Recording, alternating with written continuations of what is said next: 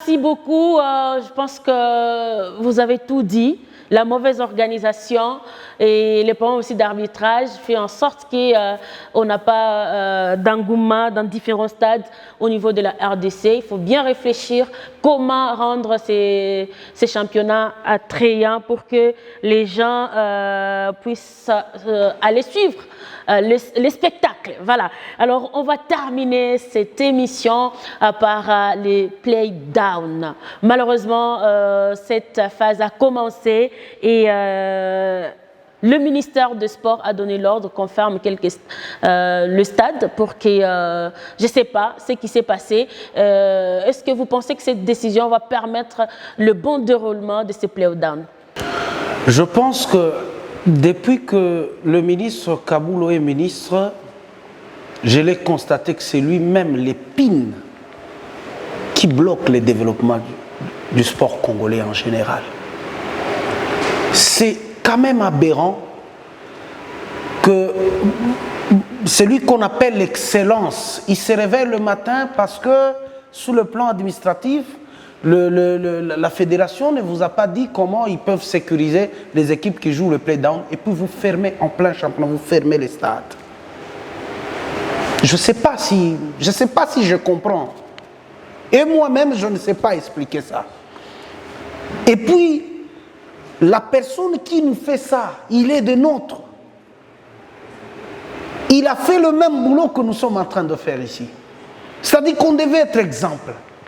Et aujourd'hui, j'ai honte et je suis triste de savoir que c'est nous, journalistes, que nous n'avons pas réussi à relever le sport, à faire avancer le sport. Parce que comment je veux expliquer à un sponsor que dans mon pays, il y a un championnat? Comment je veux le faire? Il peut arriver aujourd'hui, il trouve un stade fermé. Et vous le fermez pourquoi? Il n'y a pas eu casse. Il n'y a rien eu. Je me dis, le ministre a aussi autre chose à faire. Entre autres, nous aider que des salles qu'on nous a construites à Kinshasa, là, que ça soit pour la population. Et non aller fermer un stade. J'ai tellement beaucoup à dire sur ça, mais je ne veux pas me laisser dire de choses qui peuvent aussi me créer des problèmes. Mais le ministre Kaboulo, il a raté son honneur. Merci. Molfino, c'est quand même triste.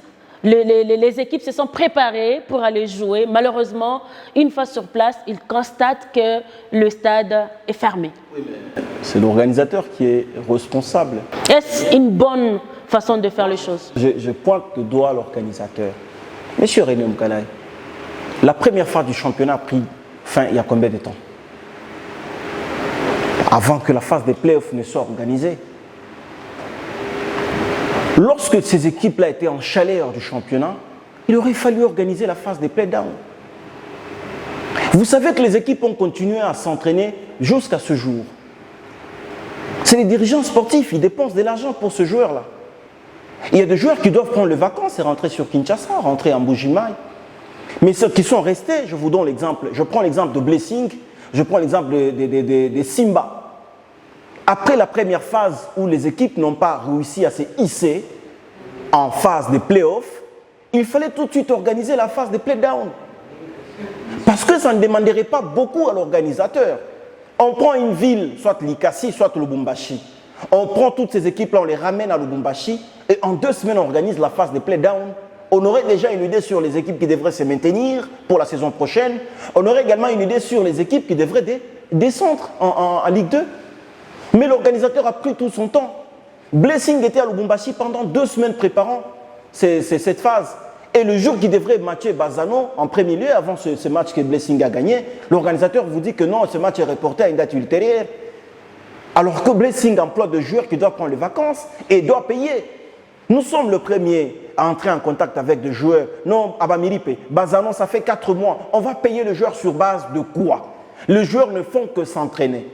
Et voilà, aujourd'hui, nous sommes où avec ces problèmes de play-down? C'est que c'est le ministre qui ferme les stades pour des raisons X, Y. Je pense qu'à un certain moment, l'organisateur devra être sérieux et comprendre qu'avoir une équipe de football, ce n'est pas facile. Lorsque vous internez de joueurs, matin, midi, soir, ces joueurs doivent manger. Apparemment, nous parlons la même chose, mais dans des termes différents.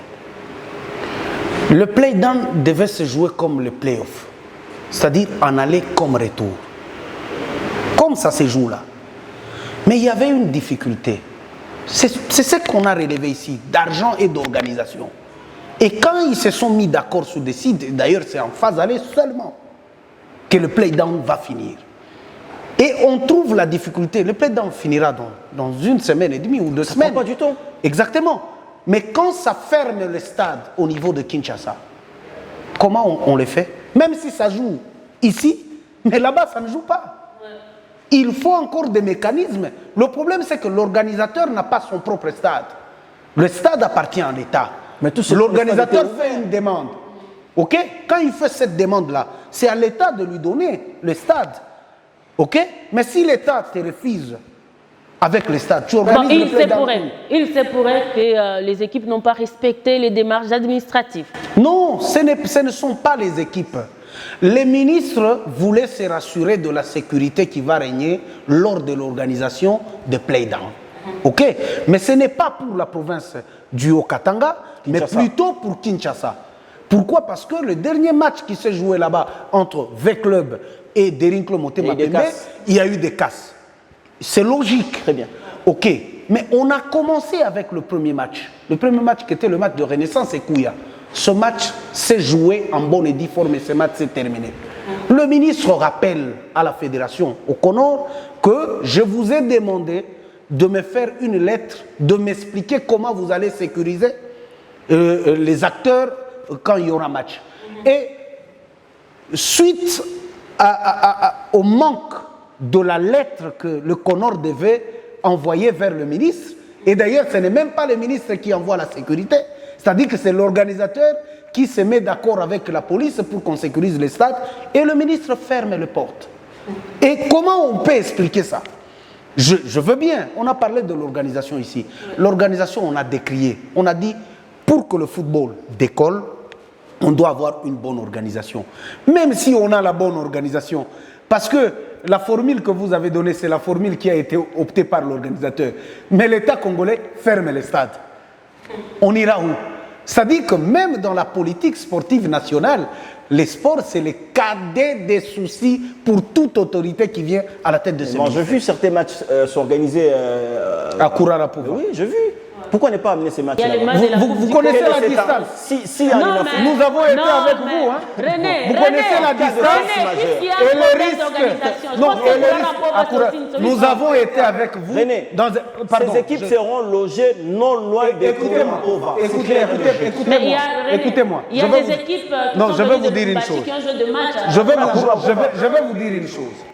Lorsque les équipes de Kinshasa jouent à Kinshasa, c'est un joueur qui quitte chez eux et il vient le jour du match, c'est-à-dire même dans un restaurant, pour manger et aller au stade. Ce n'est pas qu'ils ont les moyens pour prendre un joueur et le loger pendant plusieurs jours dans un hôtel pour aller jouer un match. Et lui, il connaît Kourara-Pova. Là-bas, moi je connais même non, j'ai dit, nous avons, non, tu connais, nous avons été avec elle à Kourara-Pova. Un match Bazano SMP. Regardez dans l'atmosphère où les supporters adverses. Bon, René, j'aimerais qu'on boucle ces dossiers. Alors, le ministère des Sports décide de fermer le stade. Alors, c'est quoi la solution par rapport à ça? Parce qu'on ne peut pas, puisque ça se joue. Il faut aller vers le ministre, parler, et puis c'est un cahier des charges qu'il faut remplir. Assurer au ministre si les conditions sécuritaires sont réunies pour permettre à ce qu'il n'y ait plus de casse comme autrefois, après l'organisation des Jeux, la francophonie, je crois, et puis il y a eu ces sabotages-là. C'est ce qu'il a besoin. Mais ça, non, il n'a pas raison. C'était avant-hier. Il n'a pas raison. Dans les play-down à Kinshasa, vous avez quel club? À part Renaissance qui peut amener de l'engouement et des Derinklo Motema Pembe, vous avez quel club? Renaissance déjà joue. René, tu proposes non, mais qu'est-ce que moi je peux proposer? On ne peut pas aller voir le ministre. Le ministre doit donner l'ordre qu'on ouvre le stade. On va aller le voir pour ouvrir le stade pour qu'on joue un match. C'est pas possible ça. Il n'est même pas gestionnaire. Il n'est même pas gestionnaire. Je pense qu'on peut démarrer avec la phase de play-down. En attendant, on met les démarches pour l'ouverture de ces stades-là. Parce que le stade Tata Raphaël, il y a les centres Oudjana René, il y a certains matchs de l'Arena Foot. Tu connais, tu connais dans l'État le centre où Djana se retrouve actuellement? René est pessimiste, je comprends. Au centre où Djana, on ne joue plus au football là-bas. C'est devenu pour nous les vétérans. Voilà, c'est la fin de ce Cosmos Foot. L'État nous fait défaut. Je pense que je vais vous réinviter encore pour qu'on puisse en parler. Et voilà, là, on est obligé de mettre fin à ces Cosmos Foot. René, ça a été un plaisir de vous avoir dans ces Cosmos. Merci beaucoup, c'est un plaisir aussi. En tout cas, vous étiez à la hauteur. Merci beaucoup, je suis flatté. Merci. Molfino, c'est un plaisir. Je pense que j'ai bien choisi mes intervenants. Merci d'avoir pensé à nous.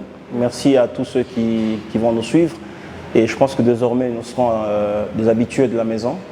Je voudrais ici penser à un sportif, Jean-Marie Chizaïnga, Sanama Popa. Et non sportif. Un lion ne meurt pas. Non, voilà. Pas. Ouais. Alors, merci beaucoup et mes salutations au président Jean-Marie Chizaïnga. Et merci aux réalisateurs de cette grande émission Cosmos Foot. Je vois Patricia, je vois Sarah, je vois Mathieu Ilunga. Merci à la coordination générale des dynamiques radio et télévision. Merci à vous, chers téléspectateurs, chers sportifs de ces Cosmos Foot. Nous fixons rendez-vous prochainement dans un autre numéro. D'ici là, portez-vous bien. Au revoir.